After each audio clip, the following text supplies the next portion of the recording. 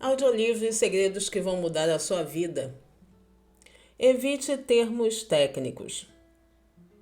O profissional cujo trabalho é técnico, ou seja, advogado, médico, engenheiro ou alguma posição altamente especializada, deve ter cuidado em dobro quando fala para leigos e precisa se preocupar em se expressar numa linguagem simples e dar detalhes necessários.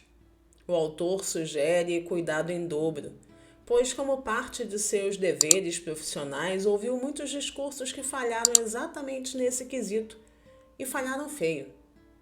Os palestrantes pareciam tanto não perceber a dispersão do público em geral, quanto ter profunda ignorância no que diz respeito às suas especialidades particulares. E então o que acontecia? Divagavam, sem parar, e expressavam pensamentos com o uso de frases que se encaixavam à experiência deles e que eram imediata e continuamente significativas para eles próprios, mas que para os leigos eram tão claras quanto o rio Missouri depois das chuvas de junho terem caído sobre os campos de milho recém-arados em Iowa e no Kansas.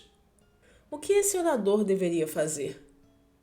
Deveria ler e prestar atenção ao conselho simples do ex-senador Beveridge, de Indiana. É uma boa prática escolher a pessoa aparentemente menos inteligente na plateia e se empenhar para fazer com que ela se interesse pelo seu argumento. Isso pode ser feito apenas por meio da declaração lúdica do fato e do raciocínio claro. Um método ainda melhor é concentrar seu discurso em algum menino ou menina presente que estejam com os pais. Diga a si mesmo, ou se preferir em voz alta para a plateia, que vai tentar ser tão claro que a criança vai entender e se lembrar de sua explicação sobre a questão discutida e que após o evento será capaz de repetir o que você disse.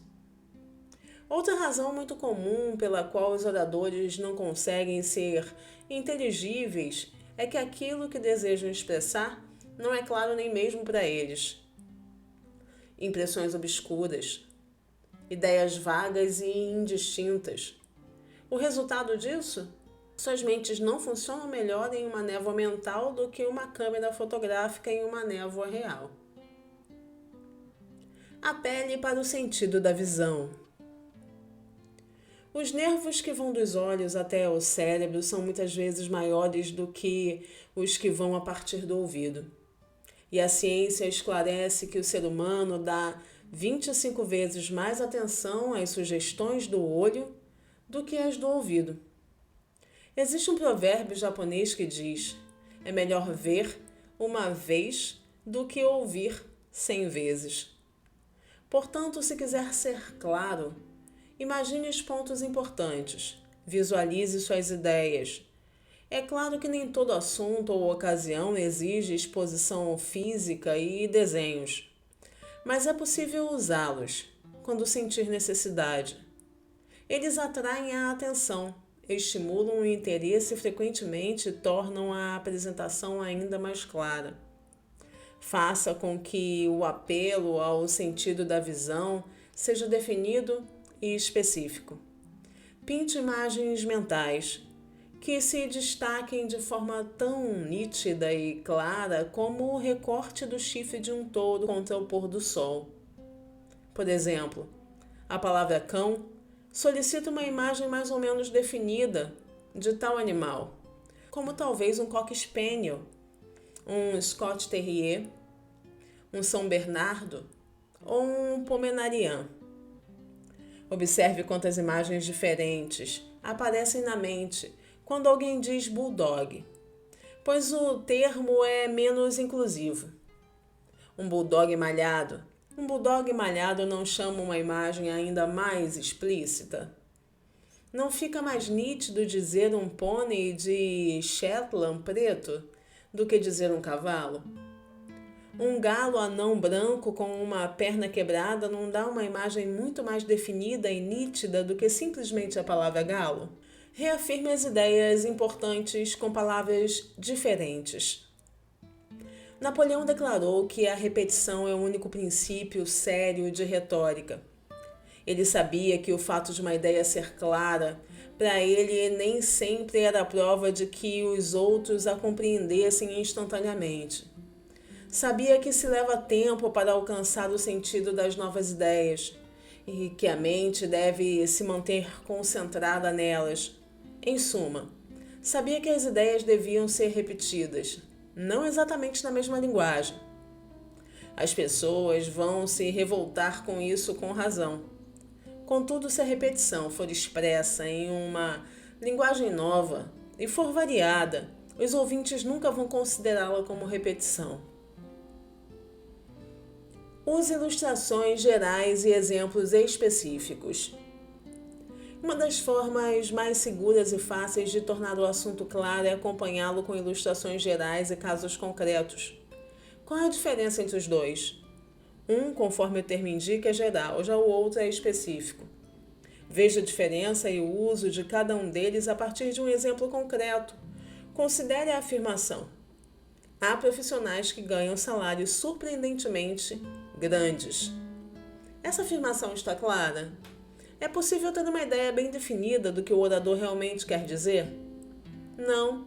E o próprio orador não consegue ter certeza de como tal afirmação vai ser recebida na mente dos outros.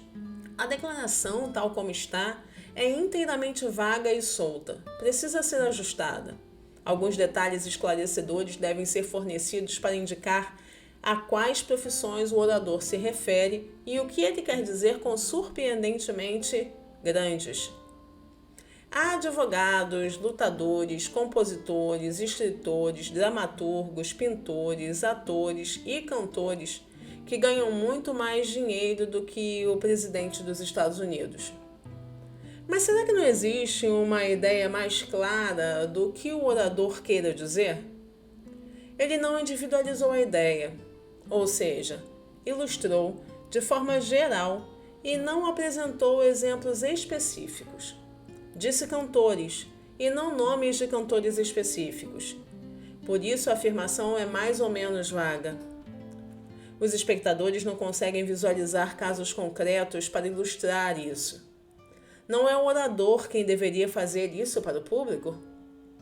Ele não seria mais claro se empregasse exemplos específicos?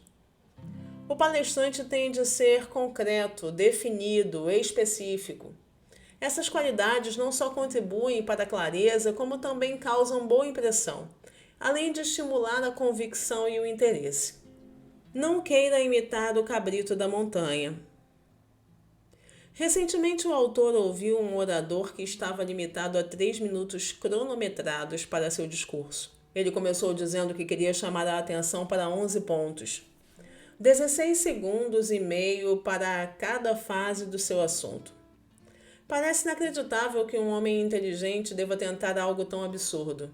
É verdade, trata-se de um caso extremo, mas a probabilidade de errar dessa maneira, se não em grandes proporções, prejudica praticamente todos os principiantes. Ele é como um guia que mostra Paris ao turista em um dia. Pode ser feito, da mesma forma que é possível percorrer o Museu de História Natural norte-americano em 30 minutos. É possível. Porém, não dá para desfrutar com clareza nem ter prazer. Muitos discursos falham no quesito clareza porque o orador parece preocupado em estabelecer um recorde mundial em cobertura de fatos no tempo determinado. Salta de um tópico a outro com a rapidez e a agilidade de um cabrito na montanha. Como causar boa impressão e ser convincente? Aristóteles ensinou que o homem era um animal que raciocinava, ou seja, que agia de acordo com os ditames da lógica. Era um elogio ao ser humano. Atos de raciocínio puro são tão raros quanto pensamentos românticos antes do café da manhã. A maior parte das ações dos indivíduos é o resultado de sugestão. A sugestão é conseguir que a mente aceite uma ideia sem oferecer nenhuma prova ou demonstração.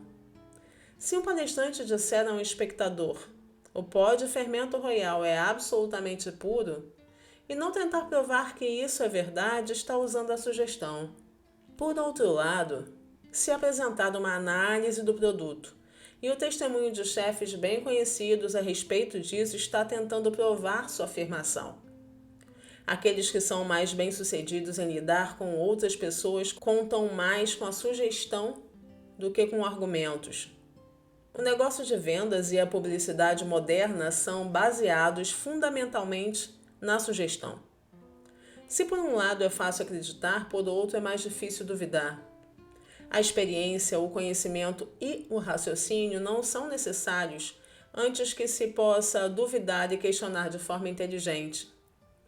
Diga a uma criança que o Papai Noel desce pela chaminé e ela vai aceitar suas afirmações até que adquira conhecimento suficiente que a leve a objetar. No entanto, todo e qualquer indivíduo, ao analisar os fatos de perto, vai descobrir que a maioria de suas opiniões, suas crenças mais estimadas, suas convicções, os princípios de conduta sobre os quais muitos dos indivíduos baseiam suas vidas, são resultado de sugestão, em vez de raciocínio. Toda ideia que entra na mente não apenas tende a ser aceita como verdade, mas também, de acordo com um fator psicológico bem conhecido, tende a passar à ação. Por exemplo, ninguém pode sequer pensar em uma letra do alfabeto sem mover, mesmo que ligeiramente, os músculos usados para pronunciá-la. Não se pode pensar em engolir sem mover, ainda que ligeiramente, os músculos usados para essa ação. O movimento pode ser imperceptível para quem executa a ação, mas existem máquinas bastante sensíveis para registrar essa reação muscular. A única razão para que um indivíduo não faça tudo o que pensa fazer é devido a outra ideia, a inutilidade disso, a despesa, ao fato de poder causar problema, ao fato de poder ser um absurdo, ao perigo ou a algum pensamento que possa surgir para matar o impulso. O principal problema. Assim, em última análise, o problema do indivíduo em fazer com que as pessoas aceitem suas convicções ou ajam de acordo com suas sugestões pode ser solucionado da seguinte forma: plantar a ideia na mente das pessoas e impedir que ideias contraditórias e opostas surjam. Aquele que tiver a habilidade de fazer isso terá poder para falar em público e lucro nos negócios. A psicologia pode ser útil. A psicologia tem sugestões que podem ser úteis em tal contexto.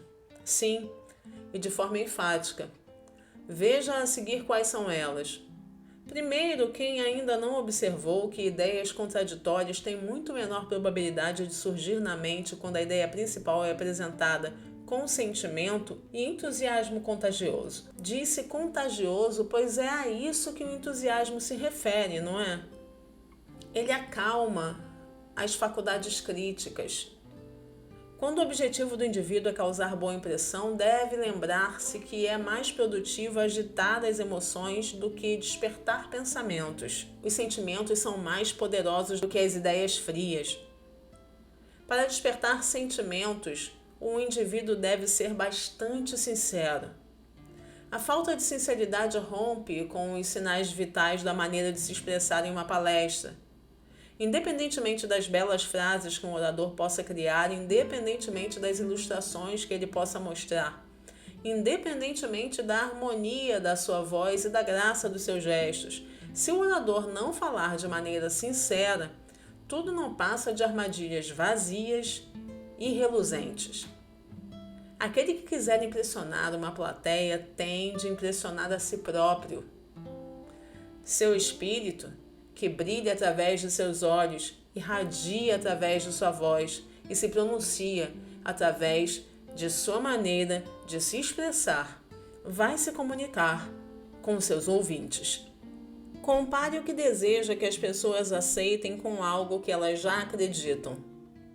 Um ateu certa vez declarou a William Paley que Deus não existia e desafiou o reitor e teólogo inglês a refutar sua alegação. Paley, muito calmamente, tirou o relógio, abriu a tampa traseira e mostrou as engrenagens para o incrédulo. À medida que dizia: Se eu lhe dissesse que essas alavancas, rodas e molas foram feitas sozinhas e se juntaram e se ajustaram umas às outras, sem mãos humanas, começando a funcionar por conta própria, você não iria questionar a minha inteligência? É claro que sim. Mas olhe para as estrelas. Cada uma delas tem seu movimento e curso perfeitamente definidos. A Terra, os planetas ao redor do Sol e todo o grupo é arremessado ao longo de mais de 1 milhão de milhas por dia. Cada estrela é outro Sol com o seu próprio grupo de mundos, avançando sobre o espaço como o nosso sistema solar. No entanto, não há colisões, perturbação ou confusão. Em vez disso, tudo é calmo, eficiente e controlado. É mais fácil acreditar que eles aconteceram ou que alguém os criou. Bastante impressionante, não? Qual foi a técnica que o orador usou? Vejamos. Ele começou em um terreno comum, conseguiu que seu oponente dissesse sim e concordou com ele no início, conforme aconselhado aqui anteriormente. Em seguida, passou a mostrar que a crença em uma divindade é tão simples e inevitável quanto a crença em um relojoeiro. Suponha que ele tivesse retorquido da seguinte forma: Deus não existe? Não seja idiota. Você não sabe do que está falando. O que teria acontecido? Sem dúvida, uma disputa verbal. Ou seja, teria se seguido uma fútil e inflamada guerra prolixa verbal. Por quê? Porque, conforme o professor Robinson ressaltou, essas eram as opiniões dele, e sua autoestima, indispensável e preciosa, teria sido ameaçada, além do fato de que seu orgulho estaria em jogo. Uma vez que o orgulho é uma característica tão fundamentalmente explosiva da natureza humana, não seria óbvio fazer com que o orgulho de um homem trabalhasse a seu favor e não contra? Como? Mostrando como Paley o fez, que o que a pessoa propõe é muito semelhante a algo em que o oponente já acredita. Esse método faz com que fique mais fácil para o oponente aceitar a proposta em vez de rejeitá-la. Impede que ideias contraditórias e opostas surjam em sua mente para atrapalhar o que a pessoa disse. Paley demonstrou um reconhecimento sensível de como a mente humana funciona. A maioria dos indivíduos, no entanto, não tem essa capacidade sutil de entrar na fortaleza das crenças de um homem, de braço dado com o proprietário. Eles imaginam erroneamente que para tomar a fortaleza devem invadi-la, arrombá-la por meio de um ataque frontal. O que acontecerá? No momento em que as hostilidades começam, a ponte levadiça é erguida, os grandes portões são fechados e trancados, os arqueiros apostos sacam seus arcos e a batalha de palavras e ofensas tem início.